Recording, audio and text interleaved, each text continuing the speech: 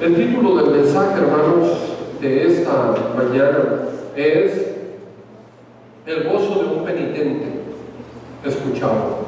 El gozo del penitente escuchado. Basado en el Salmo 66, entonces de los versos 16 al 20, nos damos cuenta del poder que tiene, hermanos, un testimonio verdadero. No sé si usted lo ha notado, pero quiero que observe conmigo cuánto poder hay en un testimonio verdadero. Debemos estar dispuestos a hablar de nuestras bendiciones y por doquier tenemos oportunidad de compartirlas, de hablarlas, incluso hasta de gritarlas. Les he dicho en otras ocasiones, si usted busca el Proverbios 10:22, vea y descubra conmigo este gran tesoro. Proverbios 10:22. ¿Qué dice ese proverbio? Vea, dice así, de esta manera: la bendición de Jehová es la que enriquece y no añade tristeza con ella. Debería ser un texto, hermanos, que usted tiene que tener bien grabado en su corazón y bien presente en su mente. La bendición de Jehová es la que enriquece a un ser humano. Y luego anexa, y no añade tristeza con ella. Qué bonito es darme cuenta del poder de estas palabras. Somos ricos y somos grandemente afortunados de contar con las bendiciones de Dios. Por eso, hermanos, los testimonios verdaderos animan a otros en la fe. Cada vez que usted cuenta de sus bendiciones, motivará a otros a también querer de ello, de eso que nosotros estamos disfrutando. La oración, hermanos, contestada da gloria a Dios. Cada vez que usted narra y le dice a la gente lo que Dios ha hecho en su vida, eso glorifica el nombre de Dios. Por eso el salmista quería fortalecer la fe de sus amigos. Y note, hermanos, a través del verso 16, cómo con vehemencia y también con mucho ánimo dice: venid, venid, oíd todos los que teméis a Dios, vengan y les contaré lo que Él ha hecho a mi alma. ¿Se dan cuenta? Él decidió hablarles de la respuesta de Dios a sus oraciones. ¿Y cuántos de nosotros estamos listos y dispuestos a hablar de las oraciones contestadas de Dios en nuestras vidas? Muchas veces nos detenemos, muchas veces no las mencionamos, muchas veces ni siquiera agradecemos a aquel de quien emanan esas ricas y grandes bendiciones. Pero quiero que usted se ponga en los pies de este salmista, porque él, con todo su corazón, convoca y con todo entusiasmo les dice: vengan, vengan y les contaré lo que el Señor ha hecho conmigo. Qué bonito, ¿no? Qué maravilloso. Una experiencia que debe ser vivida por cada uno de nosotros. Quiero entonces descifrarles lo que hay en esa narrativa del salmista. En primer lugar, la alabanza debe convertirse en parte de nuestra oración. Eso es exactamente lo que está expresando el salmista. La alabanza es parte de toda oración de un penitente. Porque sigue diciendo en el verso 17: a Él clamé con mi boca y fue exaltado con mi lengua. El drama empieza entonces a desarrollarse cuando Él le dice a sus amigos y quizás a sus parientes y todos los conocidos que se han acercado, cuando Él dice: a Él clamé con mi boca y luego fue exaltado con mi lengua. Nos está hablando claramente cómo Él alabó a Dios y cómo Él se dirigió al único y soberano Señor. ¿Cómo se puede alabar a Dios mientras se enfrentan problemas tan complejos? Porque si usted lee el contexto del Salmo, se dará cuenta de que el salmista está diciendo que está pasando por grandes angustias y dificultades. Y entonces a mí me lleva a pensar, ¿cómo se puede clamar a Dios y alabar a Dios a la vez cuando estoy pasando por una muy grande tormenta? Cuando contemplamos la vida de David y cuando contemplamos la vida de otros siervos y siervas de Dios, nos damos cuenta que sí se puede. Podemos pasar por un desierto, podemos vivir el aliento de un huracán, podemos sufrir la tempestad cruel y ejércitos rodeándonos, y podemos en medio de toda esa tribulación alabar a Dios, como lo está haciendo el salmista. ¿De qué manera? ¿Cómo? ¿Cómo puedo yo alabar a Dios y desenfocarme, olvidarme de los problemas? Pues déjeme decirle que el salmista se concentró en el poder de Dios más que en sus problemas, y a veces esa es nuestra falla.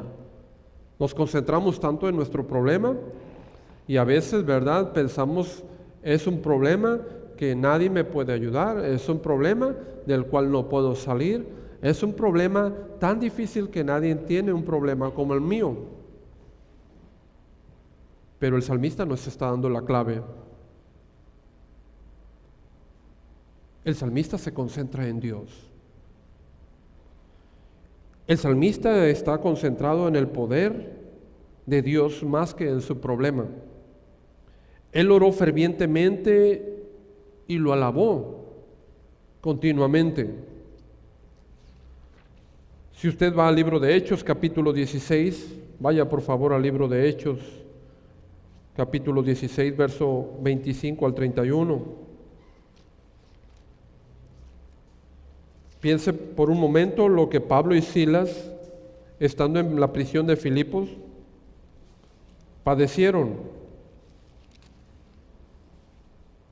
Y me voy a ir un poquito más adelante.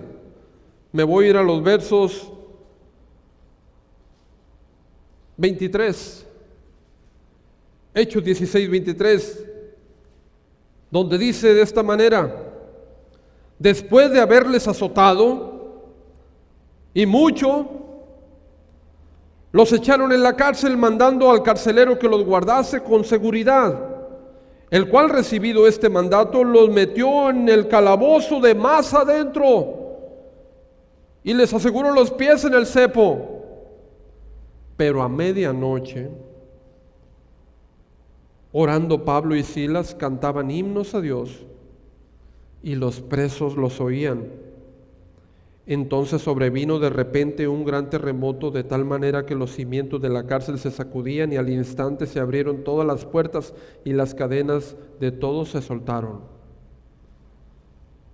Cuando veo esta escena de Pablo y de Silas, dos siervos del Señor que por hacer la voluntad de Dios, predicar y liberar a los que se encontraban presentándoles el Evangelio, fueron llevados injustamente presos, y la gente se agolpó yendo contra ellos. Entonces fueron hechos prisioneros, pero antes de ser metidos a prisión, la Biblia nos narra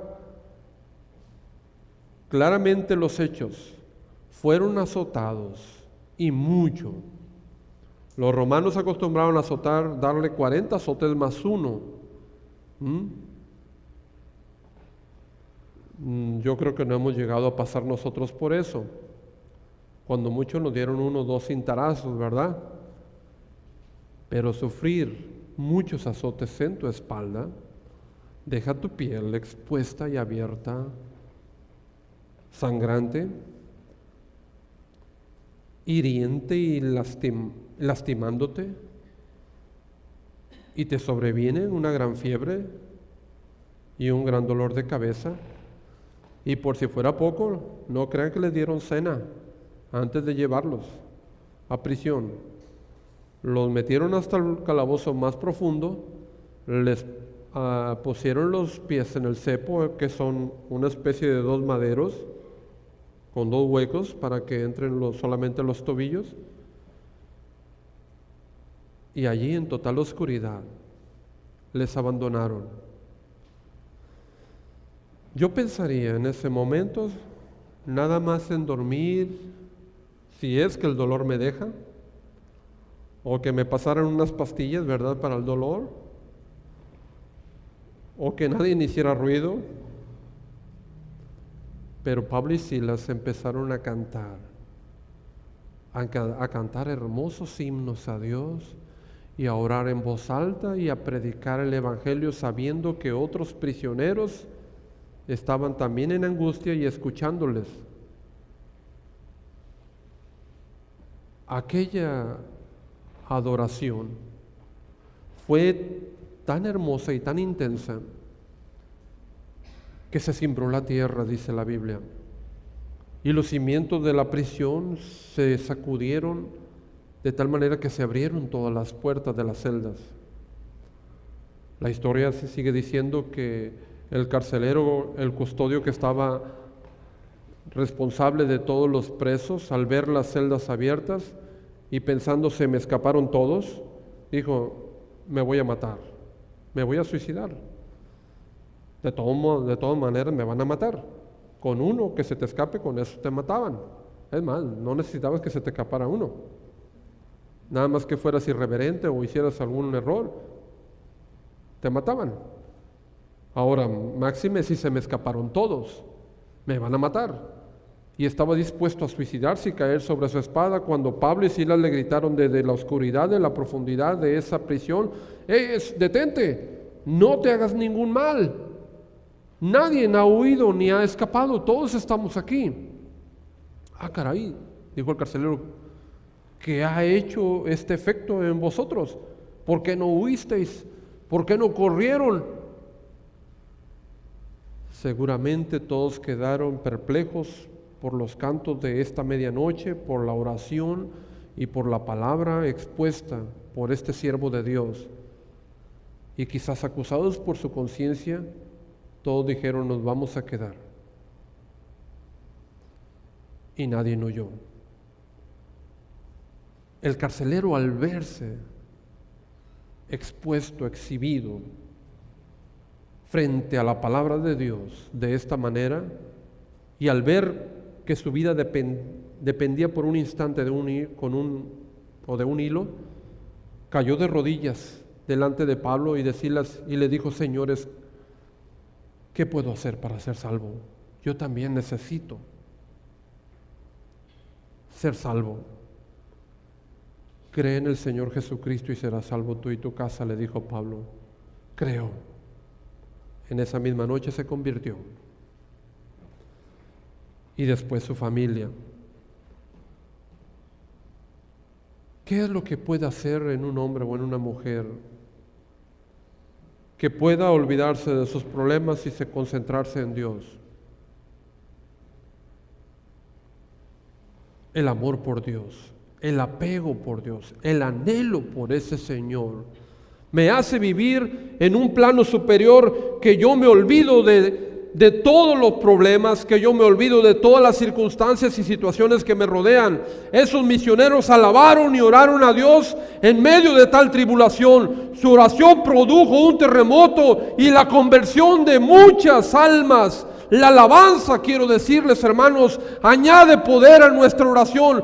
Por eso usted alábele en todo momento. Si está usted pasando por un río, alábele. Si usted está pasando por un día nublado, alábele también. Si usted está pasando también por una gran tormenta, es tiempo de alabarle.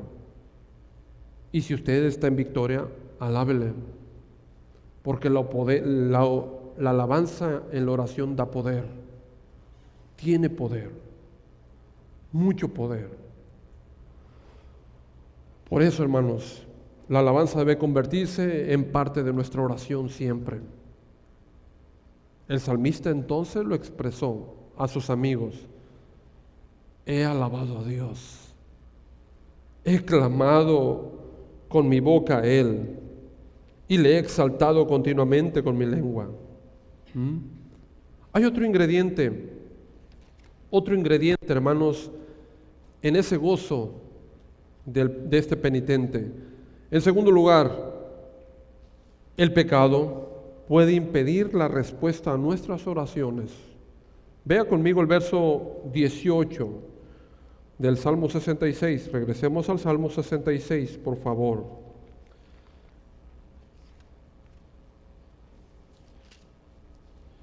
Y dice el verso 18: si en mi corazón hubiese yo mirado la iniquidad, ¿qué dice? El Señor no me habría escuchado. ¿Se da cuenta? ¿Está consciente el salmista de que las oraciones no llegan al cielo, no son escuchadas por Dios, al menos que nosotros nos apartemos del mal? Esta es una verdad inherente de la palabra del Señor. Es algo que tienes que tener muy bien presente. El pecado crea un obstáculo en la respuesta a la oración. Si en mi corazón hubiese yo mirado a la iniquidad, el Señor no me habría escuchado. Tienes que estar consciente y siempre bien en claro: si yo estoy obrando mal, si yo estoy en camino de perversidad, no seré escuchado. No hay bendiciones para mí. Dios no atiende mi oración. No puedo yo ser socorrido así. Compárenlo con Isaías, por favor. Isaías 59. Isaías 59, versos 1 y 2. Vea lo que dice: he aquí, no se ha acortado la mano de Jehová para salvar, ni se ha agravado su oído para oír. Pero vuestras iniquidades han hecho división entre vosotros y vuestro Dios, y vuestros pecados han hecho ocultar de vosotros su rostro para no oír. ¿Se da cuenta de la similitud de los dos pensamientos? Tanto el salmista como el profeta Isaías están hablando de lo mismo. Pero vuestras iniquidades han hecho división entre vosotros y vuestro Dios. Si hay algo que obstruye, se los he dicho en otras ocasiones, si hay algo que obstruye el que nosotros tengamos acceso al poder, es que algo está averiado. Miren, gozamos de electricidad. Tenemos luz, tenemos cañón, tenemos aire acondicionado, tenemos micrófonos y gozamos de esos privilegios ya, descubrimientos, ¿verdad? E inventos que ya están en el siglo XXI, ¿verdad? Y que los consideramos indispensables. Y tan solo comprender un interruptor, ya tienes luz. Yo creo que ni siquiera en sueños lo pensó Pablo y Silas cuando fueron metidos en aquel calabozo. Allá no había luz, quizás con una vela o quizás con una antorcha se podían iluminar en el primer siglo. Pero ahora toda la tecnología avanzada está dispuesta a nosotros con un clic. Pero ¿cómo es que yo tengo acceso a esa energía y a ese poder del generador principal de la ciudad? Ustedes han visto el generador principal, hay algunos ubicados en la ciudad. Son grandes construcciones de torres, cableado y alta tensión que vienen y que ahí también se genera para toda la ciudadanía. ¿Cómo es que yo tengo acceso a esa energía y a ese poder? Tengo acceso a través de cables que van y se toman de los postes y que estos a su vez de generadores y estos a su vez de planta. Pero si sufrieran un cortocircuito y mis cables se obstruyeran, se chamuscaran, yo quisiera prender la luz y no hay ninguna reacción ni tampoco energía. Hay una obstrucción. No tengo acceso a la energía y al poder, porque esos cables están averiados y obstruidos. No sirven para nada. Exactamente sucede en nuestra vida. El pecado hace que no haya acceso al poder de Dios. El pecado hace que no tengamos, hermanos, un vínculo con el Señor. El pecado nos separa de Dios. El pecado no te permite llegar a su poder. Por eso la confesión del pecado es parte vital en una oración eficaz. Cuando los pecados se confiesan de todo corazón, entonces son perdonados por Dios. Y vuelve a restablecerse, hermanos, la relación, la energía, el poder. Primera de Juan, capítulo 1, verso 9. Vea lo que dice la Escritura.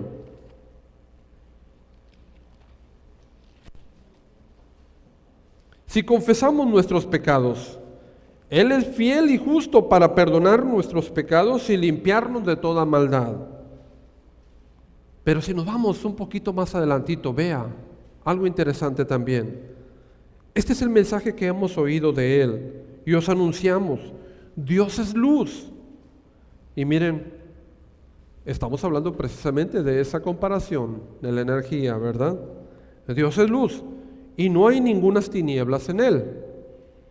Si decimos que tenemos comunión con Él y andamos en tinieblas, mentimos y no practicamos la verdad. Porque no podemos decir estoy en Dios y estoy obrando mal. No podemos decir amo a Dios y estar consciente de estar haciendo mal. Pero si andamos en luz, como Él está en luz, tenemos comunión los unos con los otros. Y la sangre de Jesucristo, su Hijo, nos limpia de todo pecado. Si confesamos nuestros pecados, Él es fiel y justo para perdonar nuestros pecados y limpiarnos de toda maldad. Si decimos que no hemos pecado, le hacemos a Él mentiroso y su palabra no está en nosotros. Qué importante es reconocer nuestro pecado y confesarlo oportunamente, para que el acceso al poder esté restablecido y tenga libre acceso al trono de Dios. Vea cómo habla David también de esto en el Salmo 103.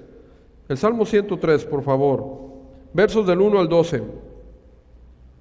Dice así la palabra de Dios: bendice alma mía a Jehová, y bendiga todo mi ser su santo nombre. Bendice alma mía a Jehová y no olvides ninguno de sus beneficios. Él es el que perdona todas tus iniquidades. Él es el que sana todas tus dolencias, el que rescata del hoyo tu vida, el que te corona de favores y de misericordias, el que sacia de bien tu boca, de modo que te rejuvenezcas como el águila. Jehová es el que hace justicia y derecho a todos los que padecen violencia. Sus caminos notificó a Moisés y a los hijos de Israel sus obras. Misericordioso y clemente es Jehová, lento para la ira y grande en misericordia. No contenderá para siempre, ni para siempre guardará el enojo. No ha hecho con nosotros conforme a nuestras iniquidades, ni nos ha pagado conforme a nuestros pecados. Porque como la altura de los cielos sobre la tierra, engrandeció su misericordia sobre los que le temen. Cuanto está lejos el oriente del occidente, hizo alejar de nosotros nuestras rebeliones. David era un hombre consciente de sus pecados y de que debía mantener la relación con Dios siempre libre de pecado, libre de obstrucción. La relación con Dios tú la debes de mantener siempre viva. Tu relación con Dios debe estar siempre, hermano, bien limpia. Los que desean que sus oraciones sean contestadas mantendrán sus vidas limpias. Así es. De hecho, Pablo eran de las cosas que predicaban. Una vez estando ante Agripa, en Hechos capítulo 26, Hechos 26, verso 20, y predicándole de Cristo, le dijo esto: sino que anuncié primeramente a los que están en Damasco y Jerusalén y por toda la tierra de Judea y a los gentiles que se arrepintiesen. Dice Pablo a Agripa: he predicado este evangelio en Damasco, en Jerusalén y por toda la tierra de Judea, aún a los mismos gentiles, y mi mensaje ha sido que se arrepientan y que se conviertan a Dios, haciendo obras dignas de arrepentimiento. ¿Cómo puedes saber entonces que los cables se han restaurado y restablecidos correctamente? Pablo lo anuncia. He estado predicando que cada hombre que está lejos de Dios debe mostrar en su vida obras dignas de arrepentimiento.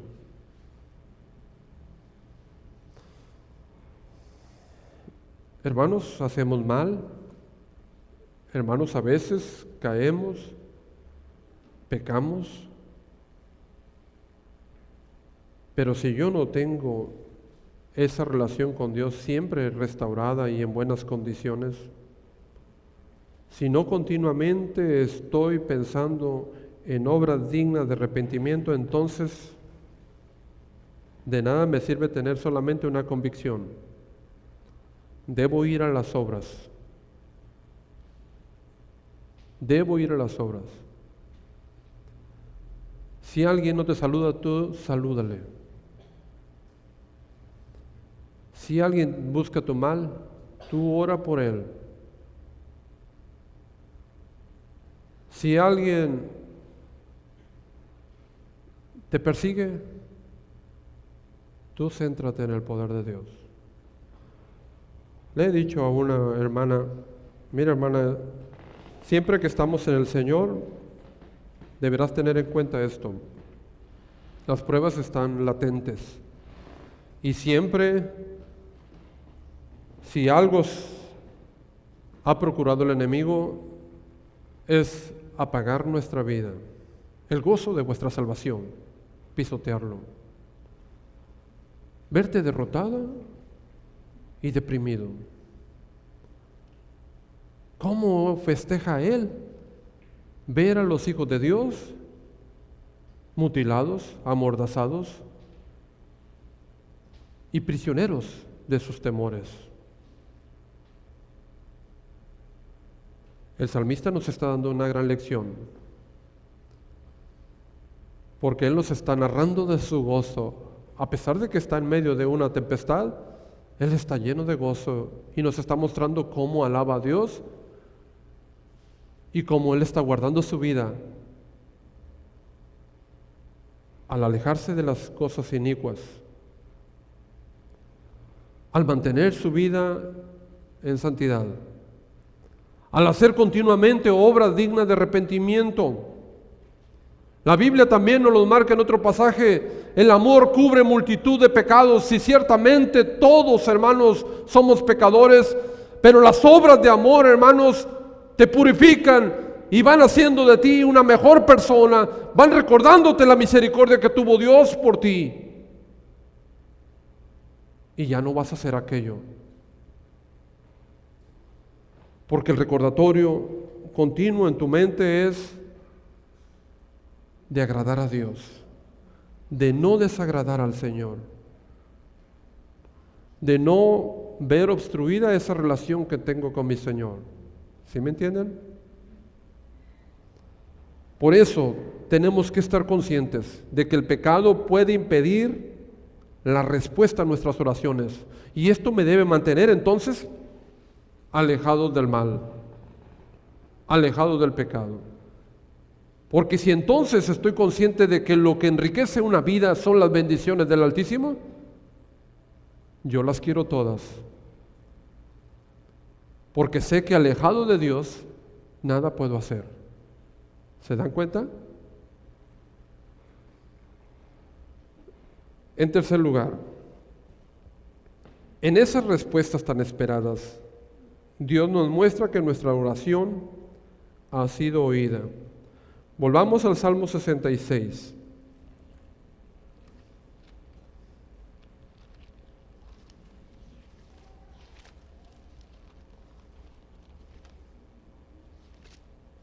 Salmo 66, y ahora versos 19 y 20.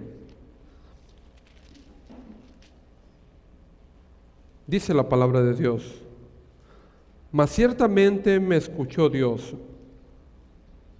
y atendió la voz de mi súplica. Bendito sea Dios, que no echó de sí mi oración, ni de mí su misericordia. Y al pensar en esto, hermanos, yo en la mañana cantaba un canto que los jóvenes entonábamos muy seguidos. Le preguntaba a mi esposa: ¿te acuerdas de este salmo? Y que dice esas palabras también similares, palabras de verdad. El Salmo número 3, verso 4. Recordando este coro, dice de esta manera el estribillo: con mi voz clamé a Jehová, y Él me respondió desde su monte santo. Con mi voz clamé a Jehová, y Él me respondió desde su monte santo. Mas Jehová es escudo alrededor de mí, es mi gloria y Él levanta mi cabeza. Mas Jehová es escudo alrededor de mí, es mi gloria y Él levanta mi cabeza. Y así sigue diciendo el Salmo. Y luego dice: no temeré a 10 millares de gentes que pusieren sitio contra mí. Y luego dice el Salmo, y es David el que lo ha compuesto: yo me acosté, dormí, desperté. ¿Por qué? Porque Jehová me sustentaba. ¿Se dan cuenta dónde está, hermanos, la seguridad del salmista? ¿Se dan cuenta dónde reposa la seguridad de David? David está confiado y reposado. David está lleno de gozo y de alegría. David se siente un victorioso, afortunado. ¿Por qué? Porque toda su esperanza está puesta en Dios. Pueden rodearme, dice, miles de personas y ejércitos. Pueden buscar mi vida, pero yo me dormiré y así mismo me levantaré, porque el Señor me sustenta. Y eso es lo que tenemos que aprender. A lo largo de mi vida, hermanos, siempre he traído colgado personas, y ya cuando no se cuelga una, hasta me extraño y digo: ah, caray, no hay nadie persiguiéndome. Pero de repente surge alguien: y ahora a este se le ocurrió ponerse contra mí. Está bien, me hace falta un poco de fuego en la espalda. Me hace falta, como dice el apóstol Pablo, un enemigo que me abofetee para poder saborear la misericordia de la gracia de Dios. Y David era igual. Si usted recuerda, David desde jovencito aprendió a tener a alguien, ¿verdad?, que le intimidara. Recordarán a Goliat, y no se dejó intimidar. Y pasó Goliat, Dios se lo quitó, y ¿quién después fue? Saúl. Y 3 veces Saúl lo quiso enclavar en la pared con su lanza, y David nada más se la zafó y salía huyendo del palacio. A mí me lo hubieran hecho una vez y yo creo que ya no vuelvo a ese sitio, ¿va? Pero David 2, 3 veces, y ahí estaba tocando el arpa para aquel hombre iracundo y malo. Y Dios le quitó a Saúl. ¿Y después quién? ¿Los filisteos? los amalecitas, después hasta su hijo Absalón. ¿Y cuántos más enemigos se levantarían? Procuraban su vida, procuraban prenderle, pero nunca pudieron hacerle nada. Usted debe aprender a vivir por encima de las circunstancias que le rodean y a gozarse. Siempre habrá un faraón detrás de usted persiguiéndole. Siempre habrá un Goliat vociferando y diciendo: ven a mí y daré tus carnes a las aves de los cielos. Siempre habrá un Saúl queriéndole enclavar en la pared.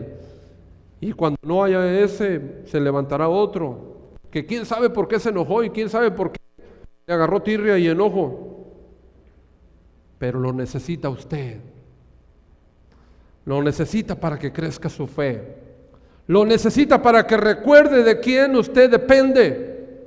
Lo necesitamos para saber, hermanos, qué distancia tan grande hay entre la misericordia de Dios y la perversidad del mundo.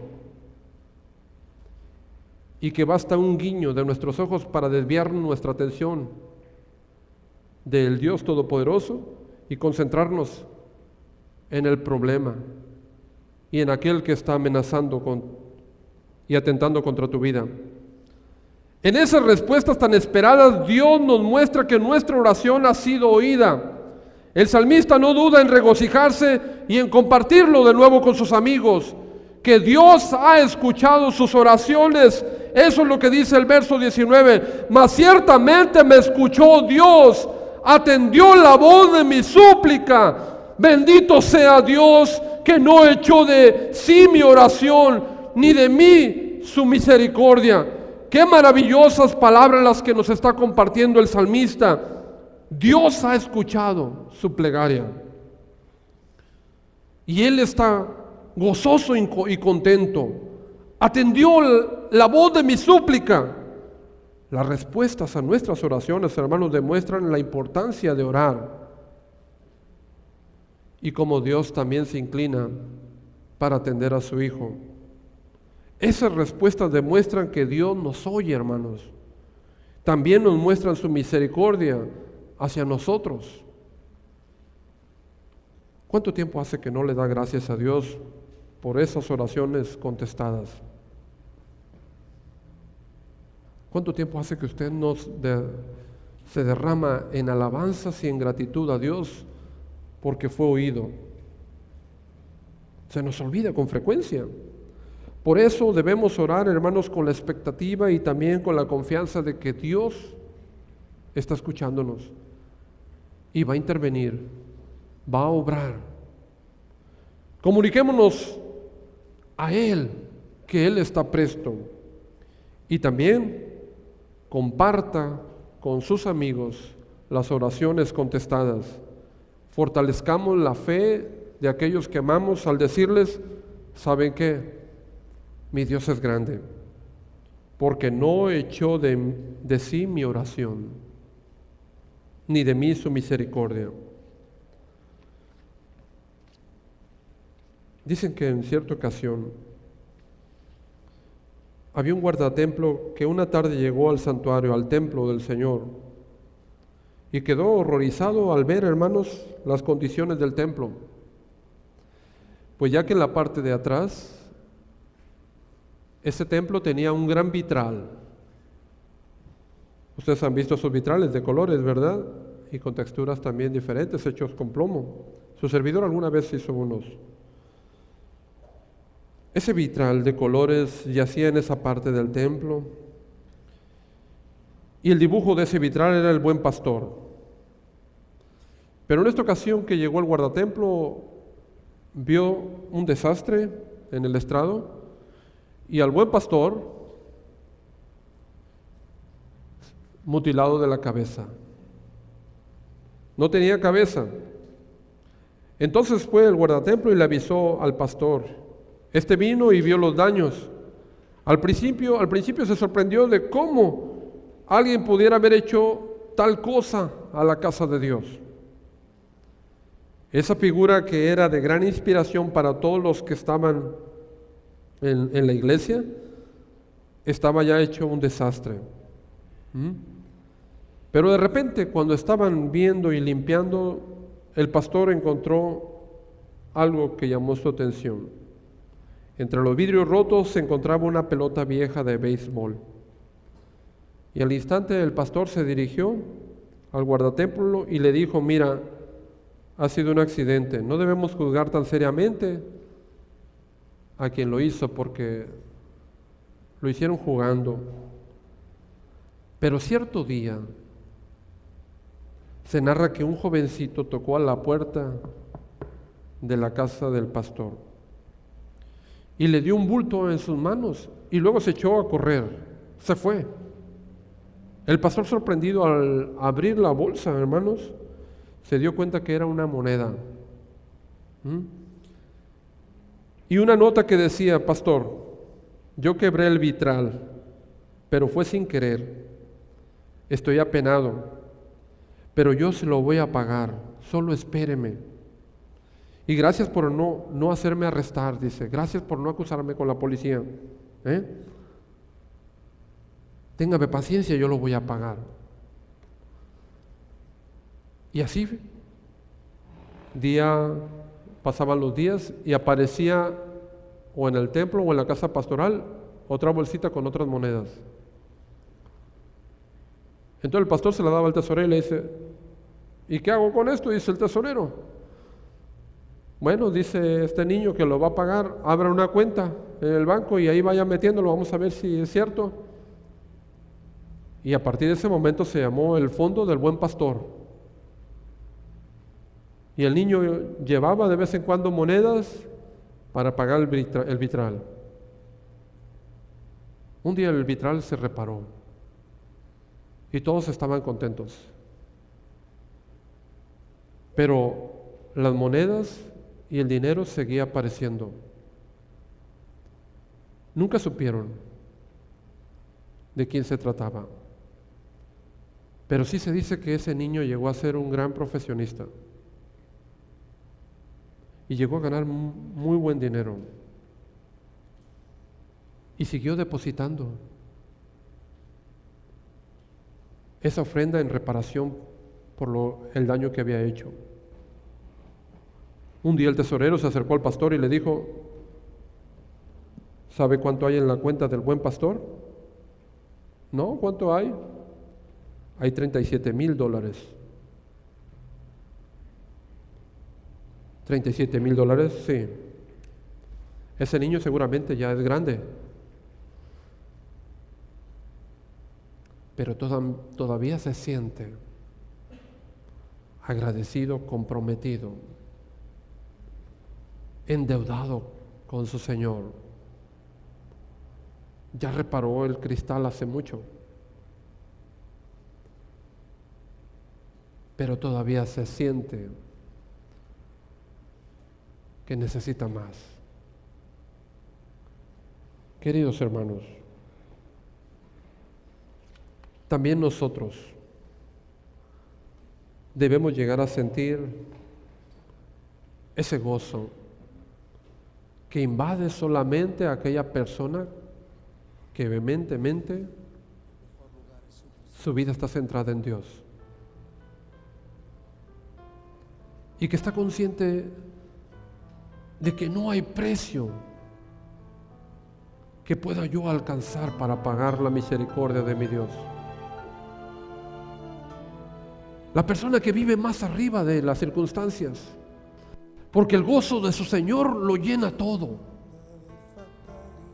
Pudiera haber un ejército acampando alrededor de ti, pudieran desear tu vida, exterminarla. Pero si tú estás centrado en Dios, no hay problema alguno. La vida es tan maravillosa y tan hermosa que no hay tiempo para mirar ni para atrás.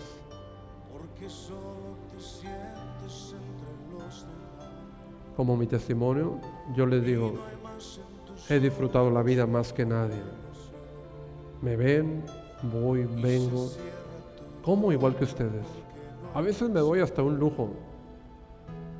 Disfruto, sueño, me inspiro cada día, sonrío, me divierto. Que si tengo problemas, que si alguien desea mi cabeza en una charola,